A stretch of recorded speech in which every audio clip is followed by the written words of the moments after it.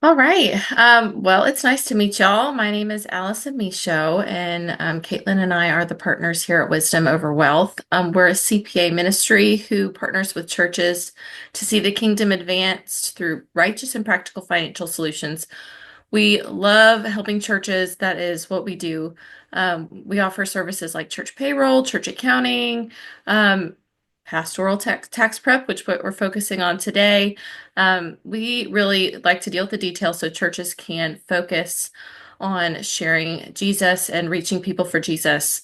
We have 9 staff team members who are with us, and all 9 of us have walks with the Lord, and um, one of us is a CPA, and 2 are licensed clergy. We like to do accounting so that you can do your ministry. Um, so my name is Allison. I began my career in a Big Four accounting firm. I concentrated on individual and business tax, and I earned my CPA there. Since then, about 7 years ago, I joined Wisdom's team and specialize now in accounting and clergy and church-centered tax issues. So, mostly, this kind of stuff and accounting for churches. My husband was recently ordained in a Baptist church here where I live in North Carolina, where we serve in our local church with our 4 kids. My name is Caitlin Spalsbury, and I've worked for Wisdom for actually just celebrated 10 years earlier this month. Woo! Prior to joining Wisdom, I provided accounting and reporting support at the Northeast Foursquare District office. And I did support for the district as well as large and small local churches. I hold a Bachelor of Arts in Transformational Ministry and Bible from Life Pacific University in California. And at Wisdom, I specialize in church accounting and church-specific payroll-related items. So you get Allison and I today because, we're talking about payroll and taxes connected to clergy and churches.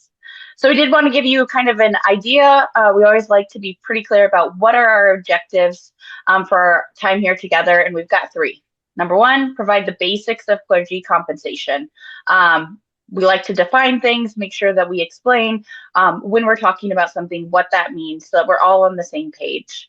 Then we're going to talk about clergy taxation, connected with compensation and compensation types.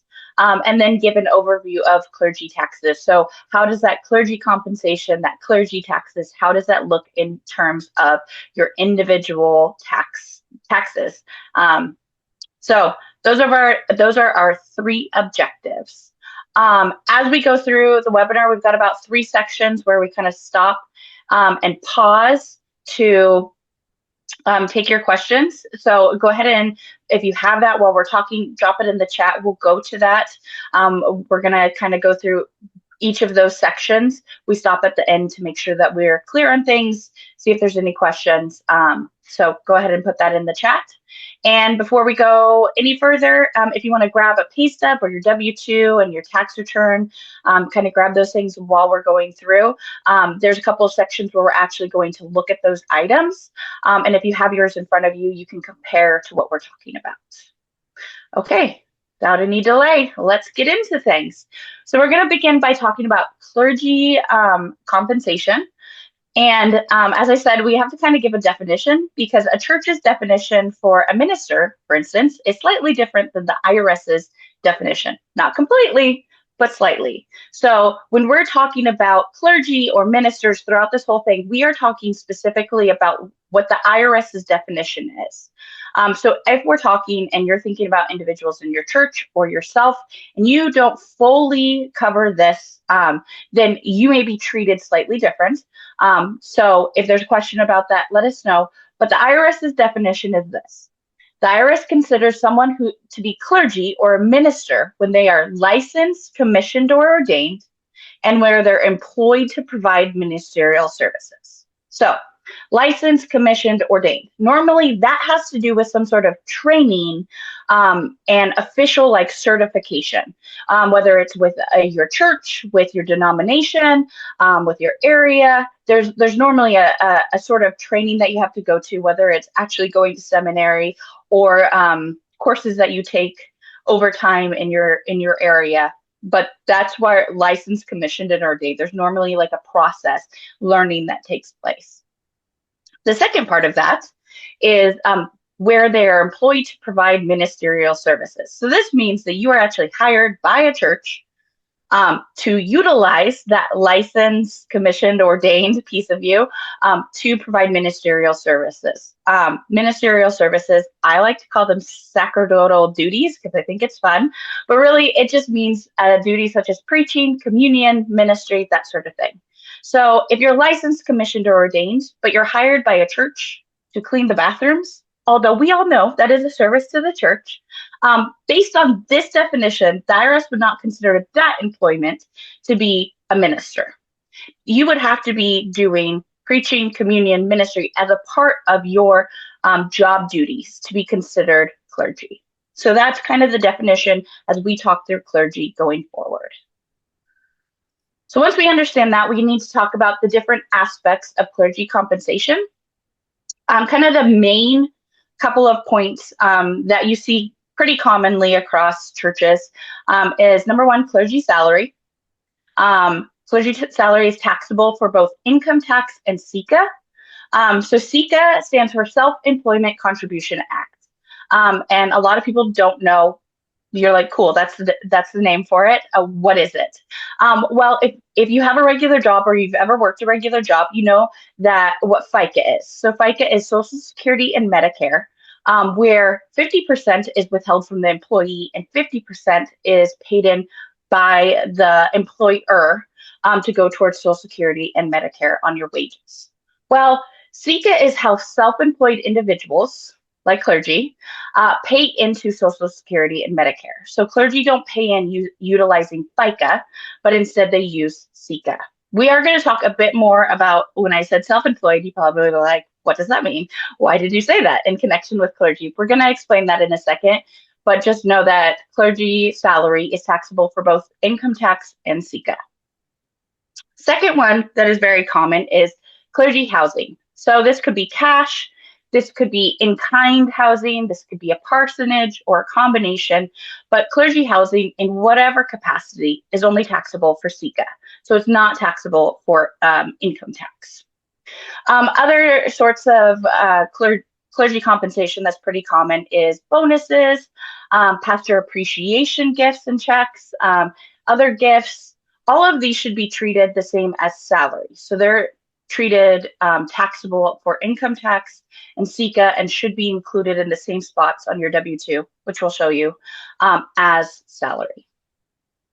There are a couple other types of clergy compensation. So these are considered like fringe benefits. And there's two buckets. There's taxable fringe benefits and there's non-taxable fringe benefits. We're chuckling because I like buckets.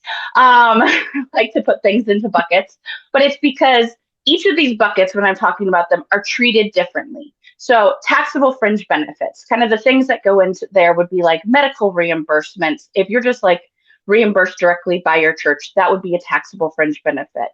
If your church owns a car and you get to drive it, then personal use of a company car, if there's any of that, that's a taxable fringe benefit. If it fits into that bucket, it is treated the same as salary is, which would be taxable for income tax and SECA. So they're fully taxable, same as salary, if they belong in that bucket. There is another bucket. The other bucket is non-taxable fringe benefits.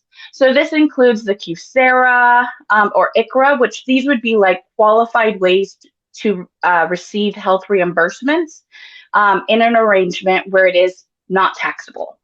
If your church has a qualified group health plan, if they offer a cell phone allowance, even actually like reimbursements for business expenses, those all fall into this non-taxable fringe benefit. So if you're receiving those, it's non-taxable. So not treated in any way for any sort of tax. You get the money and it doesn't show up on your W-2 at all. Or if it shows up on your W-2, it's for informational and not to be included in your taxes. So those are kind of the two buckets. Pretty much we're kind of delineating there's items that are taxable for income tax and SECA, items that are taxable for just SECA, and then items that are tax-free. And compensation belongs in one of those buckets, as we talked about. So it can be a little confusing. And so we actually have a resource for you that we'd like to offer. You can either grab the link. Oh, Allison's grabbing it to put in the chat for you. So you can either utilize the Dropbox link that's in the chat, or you can use the QR code on the screen. We call this our compensation pyramid. It allows you and your church to see how different forms of compensation and benefits are taxed. And so the way that we've kind of built this is that from the bottom up, it shows the least tax or no tax, tax-free, all the way to the most tax. Because the goal is, when your church is thinking about compensation, it is always better to try to build things based on what can we give you that has no tax implications? What can we give you that has the least tax implications? And then if we still have more to give you, then you would go to what has more. So you can see kind of in this compensation, level 1, level 2, those are all tax-free. Level 3, SECA tax only. Level 4 and 5, SECA tax and income tax. So go ahead and grab that. It's kind of helpful to kind of consider your church, consider individuals, what their positions are, even their personal lives, kind of how this all fits into there. So moving forward, we want to talk about, so we mentioned housing allowance earlier. So housing allowance can either be in kind or cash based, but you can also receive a combination of the two. But those are kind of the two explanations.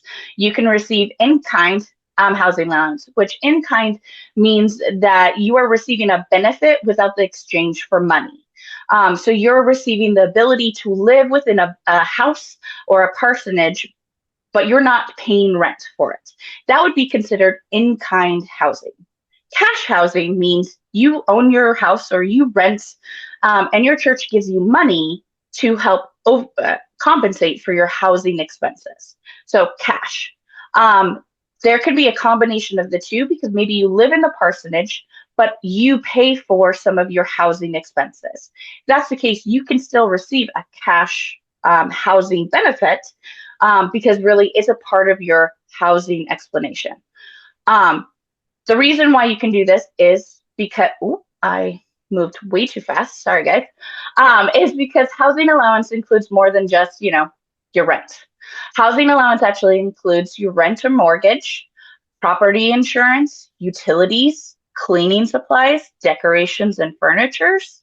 It includes all of these things. So when you're thinking about what my housing allowance could be, oftentimes, I think for both Allison and I, we find that people are not thinking through all of the things that housing allowance could be, and they've limited themselves, but then their expenses are actually more than what they thought their housing allowance would be.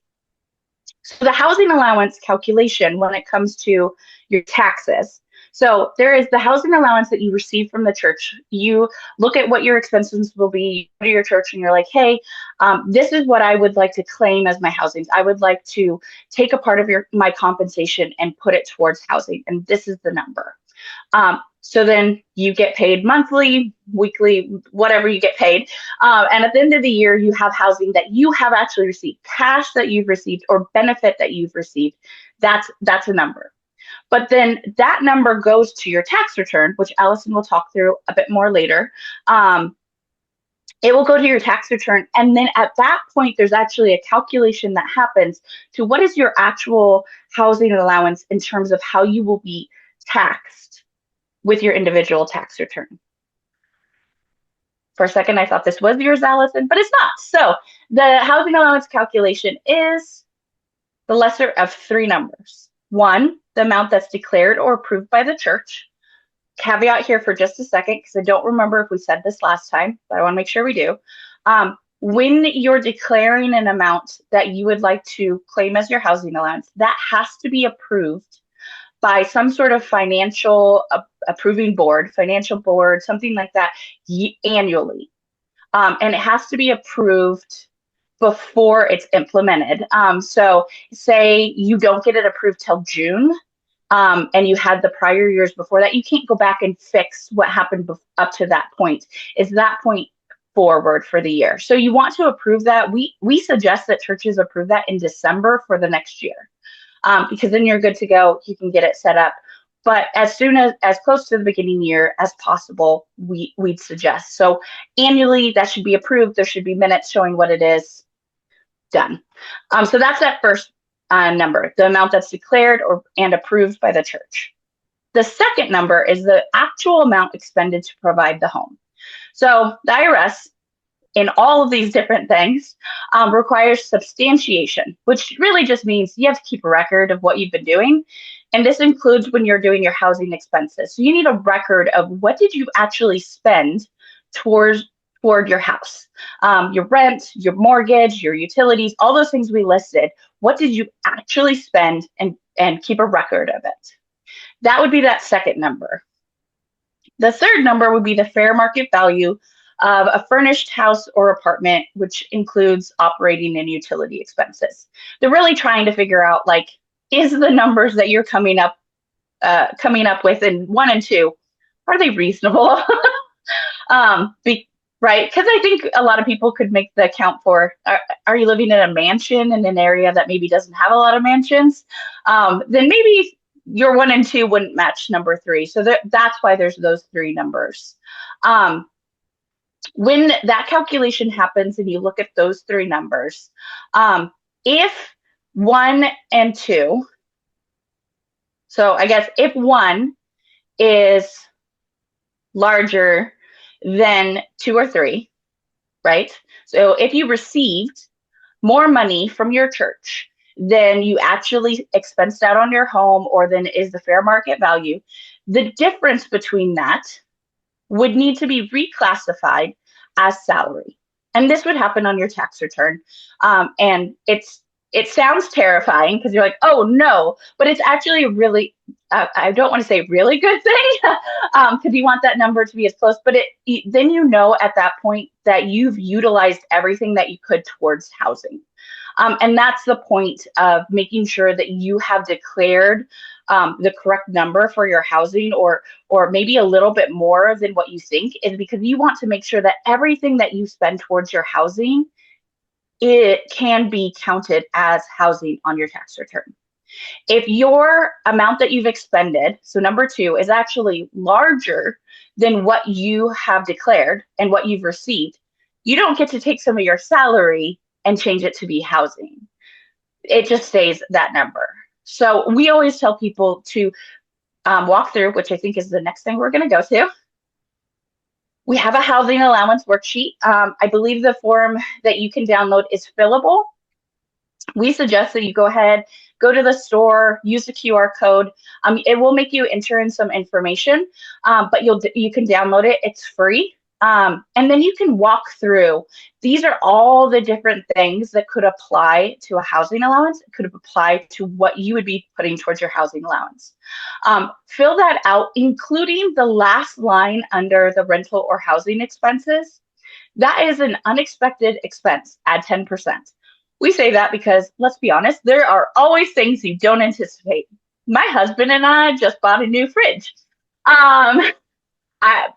January 1st, I don't think we anticipated buying a new fridge. So that would have been an unexpected expense. There's things that happen. And so building that in means that you're saying that your house, you'll make sure that the money you're receiving is large enough to cover the expenses that you'll have.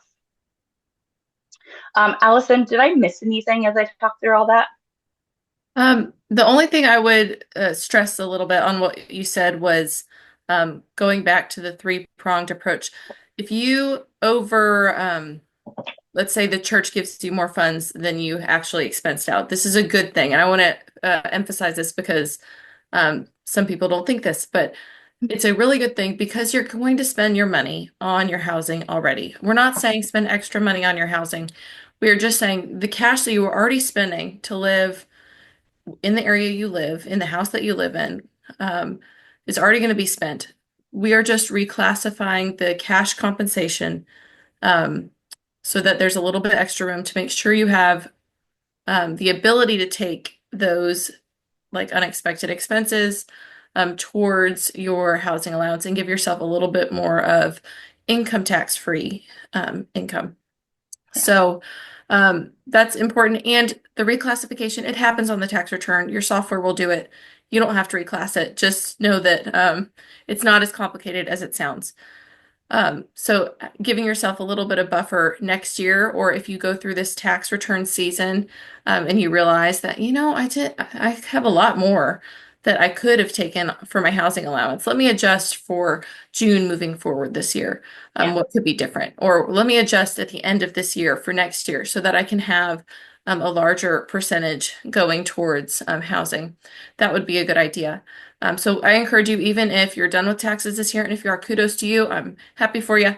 Um, Take that and go through what you think you're going to spend this year and see if there are adjustments you can make in the future, and things that you could put towards it then. So Yeah. that's the only thing I would reiterate. But Yeah. Perfect. Well, we are going to pause for a second, give room to see if there's any questions as we've talked about types of compensation, salary, housing, all of those different things. Are there questions that those who are on the call with us today have that we can answer before we get into the specifics of clergy taxation?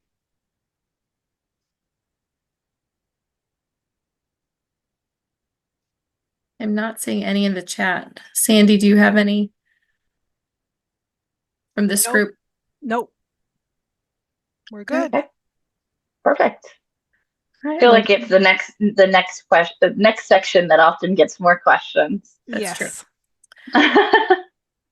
Okay. And we can Great. roll Well right in. then, yep. Yeah. So now we're talking more on the clergy taxation side. So the first thing we want to talk about is dual status employees. Caitlin alluded to this earlier when she was talking about FICA versus SICA, but the IRS considers pastors and clergy members dual status. So that means, in one perspective, they see you as a salaried normal employee and as employed. Then on the other hand, they see you as self-employed. And this is not really truly how that is. We know this, right? You're employed by your church. However, for the IRS's sake, this is how they have it classified so that housing allowance can go through without the income tax piece. So that's really what it's there for. Is this like the best way to do it? I don't know. But this is the rules we have set out by the IRS. And so this is what we're playing with. I wanted to also give one other caveat before we keep going. So there might be some of you on this webinar who have opted out of Social Security through the Form 4361. This would have happened at the beginning of your ministry. There's a short window of time that you can opt out. There were, depending on your mentors and your beliefs around this, would depend on what you want to do regarding the Form 4361. I generally don't advise people to choose one way or the other because it's for religious principles that you would opt out of Social Security. There are tax benefits, but that should not be the motivation behind it. And that is said in the code. So it's not just my opinion there. But there's one word of caution. I've worked with a lot of ministers over the years doing their returns. And something that is heartbreaking for me is to see pastors who have opted out of Social Security, and some have been lived in a parsonage all their life, and then they get to retirement age, and they're unable to provide for themselves. So if you have opted out of Social Security, I implore you, please make sure you are saving adequately for your retirement years. And for those of you who are doing that or haven't opted out, you guys that's why we see from Guidestone, if you've been in the SBC and looked at what they have something called Mission Dignity that they often promote. And that's one of the reasons for that type of ministry. But for those who haven't opted out, the way that you would pay into SICA would be kind of one of two ways. The main way that the IRS talks about it is by doing quarterly tax deposits. This is anyone who's going to owe SICA or self-employment or doesn't have a regular withholding that goes through payroll and just calculated to pay for Social Security, Medicare, things like that, quarterly tax deposits are a requirement. But they can be fulfilled a second way. So instead of just having to log into EFTPS quarterly, remember to log in and make your tax payments, you can actually choose to withhold extra through the federal withholding line. So this would be that on your W-4, I meant to pull up a W-4 to give you the exact number. I think it's like step 2 or 3, line C, D, E, I don't know. It's one of the last lines, and it says extra withholding. And there is a line where you can just add extra withholding. So you can take, okay, well, last year for SECA, I owed this amount, and I'm about the same, like everything's about the same. So you can take that number, divide it by the number of payrolls you have, and put that number into that line. Then with every payroll, that would be withheld through the federal withholding line and go to the IRS. And you're thinking, well, Caitlin, federal withholding line, isn't that where your income tax comes into play? Why would I want to send it there? The IRS does not care how they receive their money.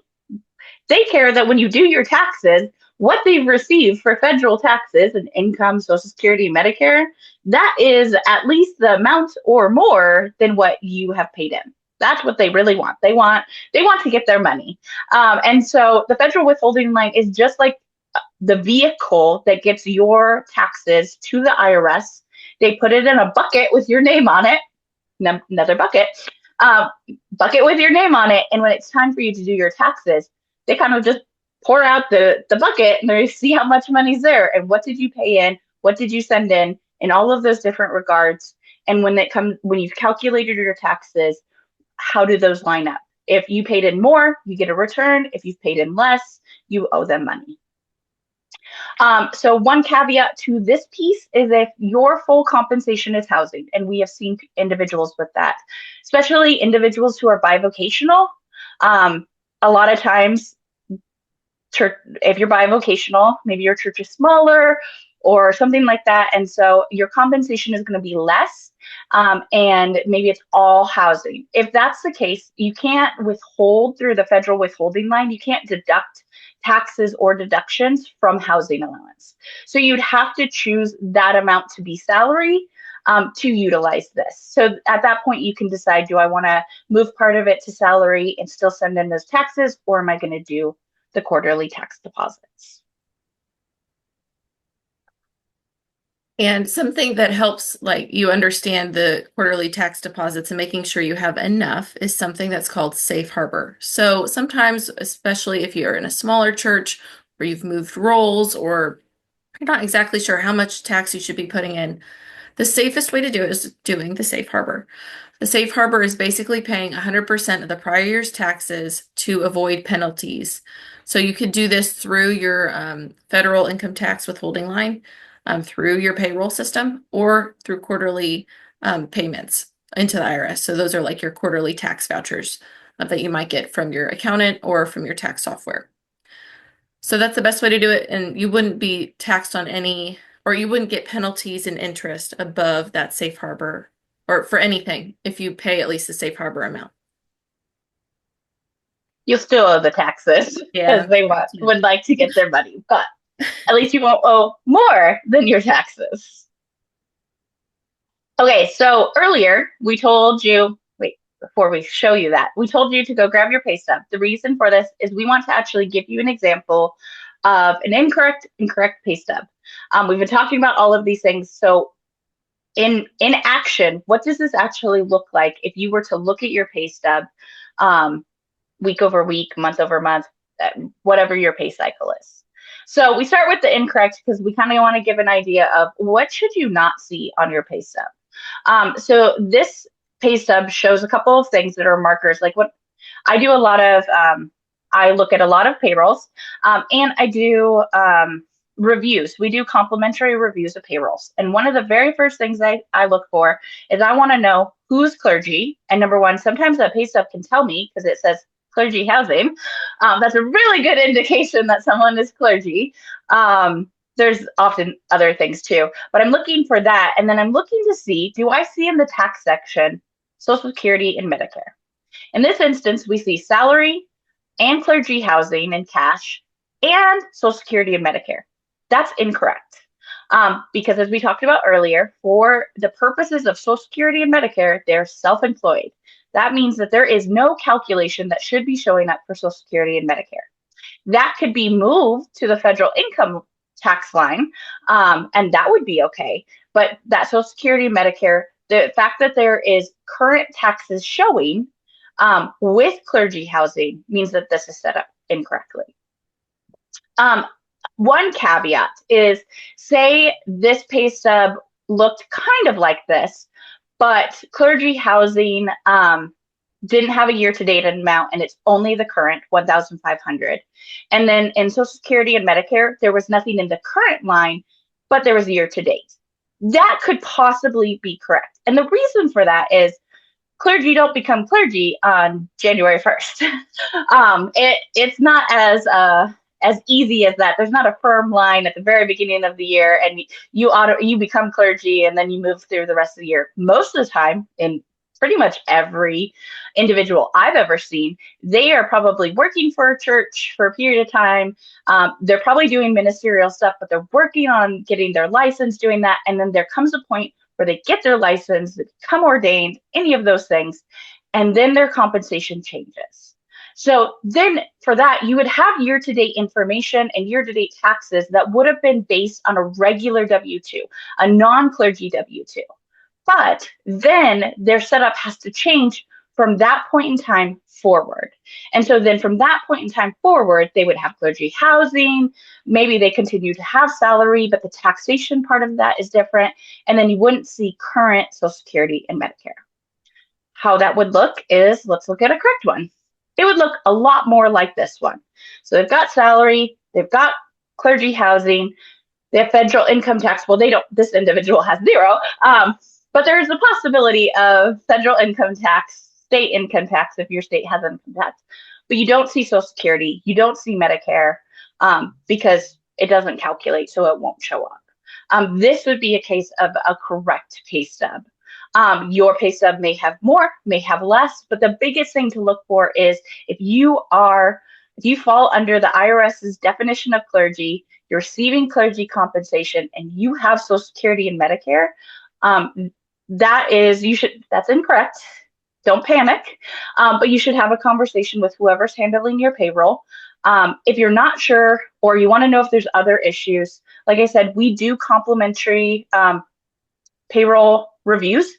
And so we have some of our contact information later on. So you can go ahead and just reach out to us. I like to take a look at kind of your quarterlies, your pay stubs, things like that. And then I can kind of outline what needs to change.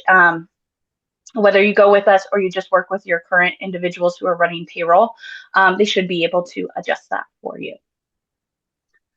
A couple of other points that we always like to bring up is the first, that it's actually against the law to pay a clergy on 1099. We were having this conversation with Sandra before. That law has been in place since 1954, but there was a lot of confusion for a really long time, and I would say in the last 10 to 20 years, the IRS has been really seeking to clarify this. And so that's going back to the clarification of the dual status employee, and that they are supposed to be on the W-2 instead of the 1099. So if you were like, well, we've always paid clergy on 1099, that has been very common in experiences we've had, but the IRS is pretty clear that if they are an employee of your church and not just a visiting minister, that's what I was trying to say, or someone who goes to a bunch of different churches, like an individual like that could be paid on that 1099. But if they are your on staff at your church, then they should be set up as a W-2. The second point that we always like to bring up is that churches can give a taxable Social Security tax entitlement. We refer to this as a SECA gross up because it actually connects to SECA for employees, not FICA. And it enables the church to help cover the burden of the SECA tax. For a regular employee, right, who's not clergy, the church would be paying 50% of FICA. And so we realize that can be a huge burden to clergy. A lot of times they're unaware, and it can be pretty hard the first couple of years. And a lot of churches are like, well, we do this for other employees. We'd like to help. That is totally fine. In this caveat, it's just considered a type of compensation, taxable the same way as same way as salary items like that. We recommend also that if this is received by a clergy, so if a church is like, we want to do this, we're going to give it, it is always best if that is actually either withheld right off the bat, like I'm getting this entitlement and I'm withholding it through the federal withholding line, or it's at the end of that quarter sent in as a tax payment. The reason for that is if you don't do that, your SECA tax will be an even bigger hurdle to get over. So making sure that you're not just receiving the money, but you're also then sending that in so that help that the church is trying to give actually is going towards the tax. And you're not having to remember whether you did it or not, or save it to make sure that you can cover that tax. So those are a couple of significant points when it has to do with clergy comp and taxation. I think I said this on the last webinar, so I'll say it right before we go into Q&A. If your church is interested in that SECA calculation, you can always reach out to Wisdom. We've done engagements before where we've worked with that. If you sign up for Wisdom payroll, it's something that we do with any church that is under our payroll umbrella who wants it. We'll do a SECA calc, and we can do that annually because compensation changes. So if you need help with that, if you're interested in that, there are things that we can do to help.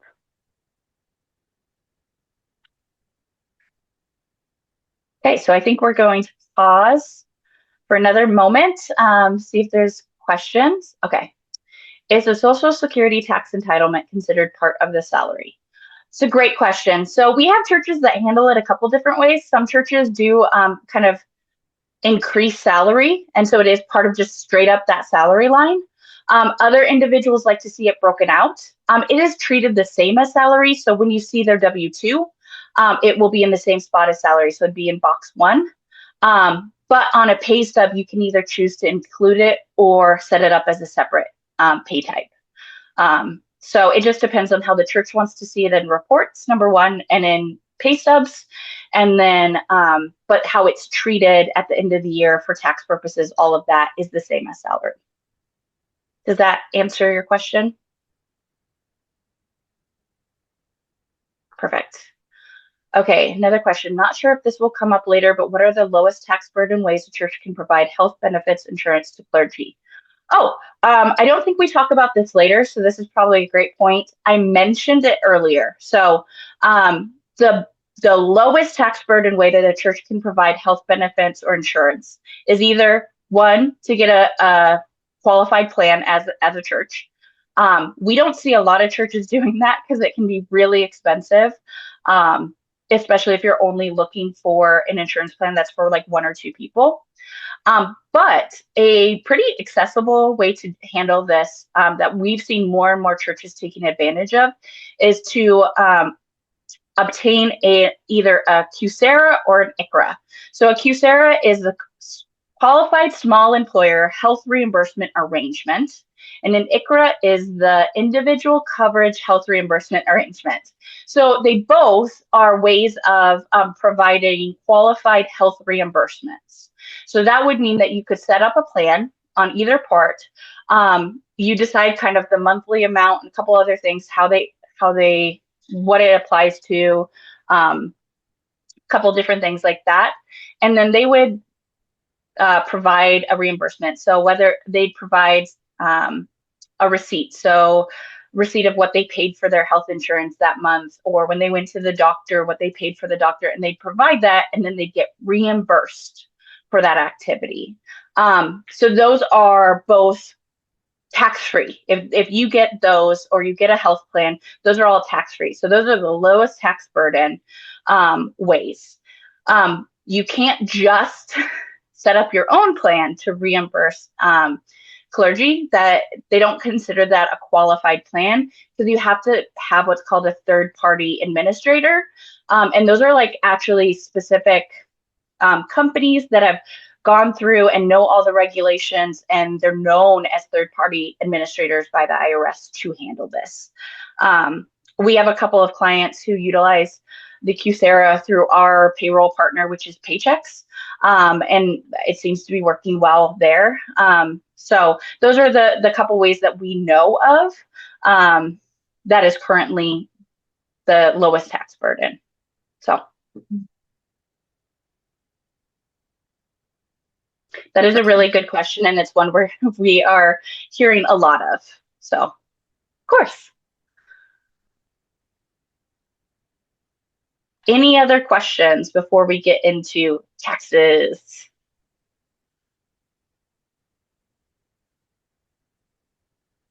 Okay, well, we can jump in if y'all like. So we're going to pick up where Caitlin left off. So she was talking about the payroll side that's more inside the church, the organization. And now we're going to shift and look at your side as the pastor. So I'd like for you to get your W-2 or your 1040, which is your tax return, and from last year or this year, and just so you could follow along to see if all this looks correct to you from what you've been provided. So I'm going to show you first an incorrect W-2. We're going to look at John Pastor. And this is the incorrect way. So we see boxes 3 through 6 here have numbers full. So this would be similar to the incorrect pay stub from earlier. There was amounts withheld for Social Security and Medicare through the payroll system and given to the IRS that way. So this is an incorrect way to do it. The only thing we want to see are boxes 1 and 2. And actually, let me take one more step back.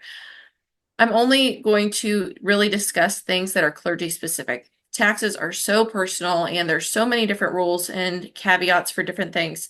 I'm really going to focus on what the clergy rules are. So you could also have things in boxes 12, box 14, 11, all these boxes. But and that's not what I'm talking about. The fact that those are net blank is not a make or break. Just talking about boxes 3 through 6, those should be blank. And in box 1, you should find your salary portion of your compensation only. So we see here that he has been paid $40,000 of salary. And in box 14, we see he's been paid $20,000 of housing. Okay. So the next slide shows the correct W-2. And this is what we're looking for. We're looking for that salary in box 1, 0 from boxes 3 through 6, and housing in box 14. So moving from the correct W-2, how do we put this in your tax return? How is it going to show up? Hold on one second. I got a tickle in my throat. I'm sorry. So on page 1 of your 1040, we're going to see that John and Sylvia Pastor are, one more, Caitlin. There you go. Nope, sorry. This is their return, and we're going to start looking at this bottom half of that page 1. So for simplicity's sake, again, only showing you clergy information. So you might have a lot more numbers than this, but on line 1A, you should have wages from your W-2 for yourself, any other, excuse me, I'm sorry, wages from yourself or your spouse or any other jobs you have should be in that box 1. So we're going to double check this return, and then we're going to go to page 2, the top half. So we're just keeping going down the return. We're pretending we're scrolling down to see on our computer, or we're flipping the page. So on the bottom half of the first page, tax, the AGI is calculated, and then the tax from that is on line 16 on this page. So that is the income tax piece of the puzzle. So that has been calculated with all the standard deductions already and the percentage. And now we're going to see the second half, which is the self-employment tax. So that you will see on line 23 here. And we're going to go see how this is calculated to see what goes into it. So if you turn to Schedule SE in your return, so usually how things are printed is that it's the 1040, and then you have schedules 1, 2, 3, the number schedules, and then you have the letter schedules in order, A, B, C, D, so on and so forth. So as you're looking through, you'll see Schedule SE. And this number on line 2 is what we are looking for. As you can see, this is 60,000. This is the 40,000 salary plus the 20,000 of housing. Both are taxed for SECA or self-employment tax here. So as we go down, there's a whole calculation that Schedule SE has. And at the bottom, we see that number, that $8,000 number at the bottom that flows back to page 2 of your 1040. So if you are exempt with the Form 4361 as a pastor, you will not have this number here. If you have it there and you are exempt, that's an issue. You shouldn't be paying that. But for everyone else, that should be there on line 23. So Schedule SC is where a lot of mistakes can happen. Some people think that, oh, just my housing goes there, or, just my salary, and we forget about housing altogether, but it should be both. So we're seeing here that the total tax ends up being that income tax from line 16, self-employment tax from line 23, to equal that $9,000 number. Other things that this is just how the tax flows through, and you'll see payments are that next section. We won't have to talk through those, but that's where your W-2 payments go, or quarterlies will be there. Any other credits and lovely things that you have to reduce your tax, and I hope you have a lot of them. So the other things that ministers will see in their return are ministers worksheets 1 through 4. Now, if you have had your return prepared by somebody, you might not necessarily see it attached in the printout of your return, but ask and see if it'll be provided or if it was used, because these are necessary in filing and these have been sent in to the IRS.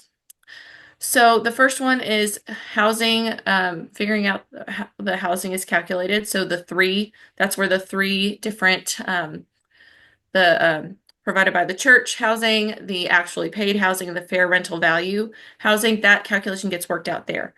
If there's any excess, it gets all the way put back into line 1 of your 1040. So let's say when we were just looking there, you saw a little bit more than your salary in that line, and you didn't have another job, your spouse didn't have another job, so you're wondering where that came from. It might be from that. If you had more housing given to you than what you actually spent or fair rental value was. Worksheet 2 is figuring out allowable deductions for unreimbursed expenses against 1099 NEC wages. Wait, Allison, you're contradicting what Caitlin just said. Pastors aren't supposed to have 1099s, which is correct, except for those types of work where you're not employed by that church. So if you have done a wedding, if you've done a funeral, if have honorariums, conference, something like that, where you are getting non-employee wages, you're not an employee of that church, but you are working for them, you get a contract, you get maybe not a contract, but like cash or a check from them for the work you've done for ministerial services. That can be taken, or you have to include that in income, and then you can take expenses related to that income on your return as unreimbursed expenses. So, like, let's say you drove an hour away for a funeral and you stayed overnight.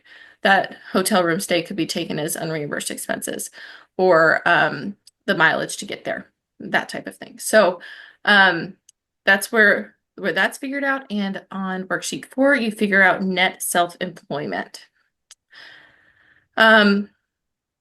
Okay, if they were not used, so let's see, you're looking through your return and you're at the schedules, you're at the back, you're like, what is this? What are all these numbers?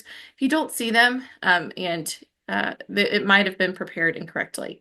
If you see any of these things and you're like, okay, I have a red flag on my return, please send it to us. And we do reviews of returns all the time. And we'd like to make sure that you are doing what you should be for your return and in the right for the IRS. So, okay, we talked a lot about taxes and what is owed. Now let's talk about ways that you can lower your tax. So the first way for a minister to lower their taxes is to maximize housing allowance.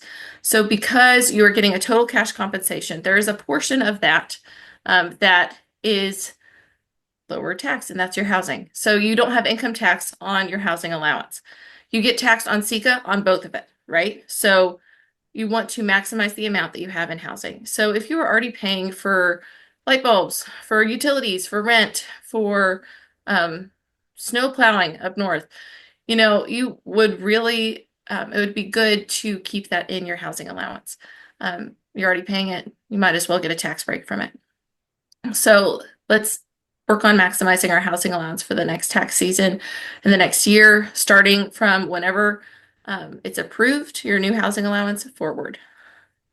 The second way is what we were just talking about, the unreimbursed expenses to those non-employee wages. So from honorariums, funerals, weddings, that type of thing. And then also, number 3, check if you qualify for credits. There's earned income credit, there's child tax credit, tuition credits if you're in seminary, or your children are in college, energy credits. There's all sorts of stuff. Make sure that you have a good tax professional or a good tax software that you use that is aware of how to use those credits.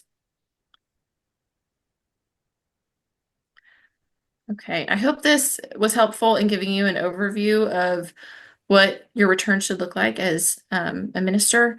I wanted to make sure that your return has been done correctly, and if it has not been, again, please reach out to me. My email will be at the end of the presentation. Oh, now it is. Or close. Oh, yeah, not quite there. Yeah. But before we're going to get into question and answers, and I do see that there's at least one in the chat already. Before we went to that, we've mentioned, I don't know, 3-4 times that if something came up where you're like, I'm not sure that this is correct, my payroll, W-2 is connected to payroll, my tax return, all of that, that you should reach out to us. One way that you can do that would be on our Contact Us page. It's how we receive questions, inquiries, things like that. So if you go to our website, www.wisdomoverwealth.com, and then go to Contact, it's at the top of our screen. If you click on that, you can enter in your information, your email, and just tell us what your questionnaire is, or that you want us to review one of those things you're interested in, a SECA calc, whatever it is that you want, put it in there. And that actually goes directly to Allison and I as partners of the firm. And either we'll get you in contact with a team member who can walk with you, or you'll get an answer straight from us where we can help just figure this out, because this is important. We really believe it's important to help you to take that stress off, that relief, get you up to a place where you don't have to stress and you don't have to worry. You know that things are done correctly, and it's in a way that like you can anticipate and all of that. Like that is our goal. We do what we do for this reason, and we believe in it, and we're passionate about it, and we enjoy doing it. So let us help you. Let us partner with you. If you're interested in any of that, or even want to see what else we do, you can check out our website. We have our service page. You can learn more about the team. We have blog posts that we post periodically about topics. So take a look. We want to be a resource to churches. So please go do that. Another piece of this is we've been talking about taxes, and it is tax season. So if you have not done your taxes and you're like, man, I want help, and you guys seem to know what's going on, we're actually offering for those who are on these webinars $100 off your personal tax return. So what you need to do to take advantage of that, if you're interested, is email Allison. Allison's email is amashad@wisdomoverwealth.com. You can take that email her and say, hey, I was on the webinar with BC&E and I'm interested in having you guys help with my taxes. Also, you can utilize that to reach out about if you want her to take a look at your personal tax return as well. I would recommend don't email that to us. This is just my little caveat. Don't email anything that has your social security number on it. But if you reach out to Allison, she can help establish a way for you to share that in a way that keeps your Social Security number safe. Okay, let's go to some of those questions. Okay, so ministers' worksheets should be included with our mailed return. Is that correct, Allison? Yes, but so typically the IRS prefers and requires an e-filing of a return. So if you are not doing that, or there's an instance that you might mail because you're not able to e-file, there's exceptions to the rule, but primarily you should be e-filing. So that would go with that package to the IRS. If you're e-filing, and if you are printing, then I would print those out, yes, to send those with them, along with the schedules. And then there's another question: to confirm, housing allowance should only show up on box 1A of the 1040 if the allowance was in excess of what can be claimed. That's correct. So if what it was provided in housing was more than what you used, or more than the fair rental value, then it would show up in box 1A. Otherwise, you would not see it until you get to the Schedule SE, and the compensation there, and the minister's worksheets and all that. Okay, awesome.